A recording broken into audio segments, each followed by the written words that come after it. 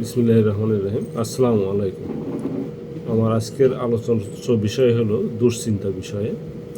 তো অনেকের দুশ্চিন্তা খুব হয়, সেই জন্য ঘুম হয় না, অনেক সমস্যা হয়ে থাকে, শারীরিক মানসিক বিভিন্ন সমস্যায় পড়ে থাকে এই দুশ্চিন্তার কারণে। তো হোমিওতে সুন্দর মেডিসিন আছে দুশ্চিন্তার জন্য।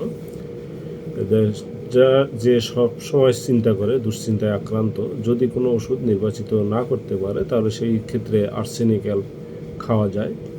আর যদি কারণ বোঝা যায় যে একটা রোগ হতে দুশ্চিন্তা হচ্ছে, তাহলে আর্জেন্টাইন ভালো কাজ করে।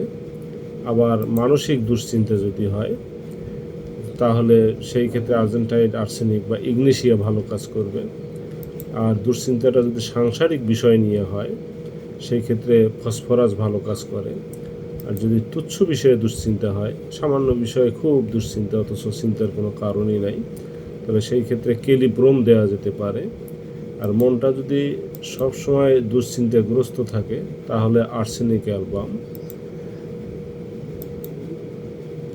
তো দুশ্চিন্তায় যদি মনকে কষ্ট দেয় সব সময়, তাহলে সেই ক্ষেত্রে ভালো কাজ করে অ্যাম্ব্রাগ্রেসিয়া।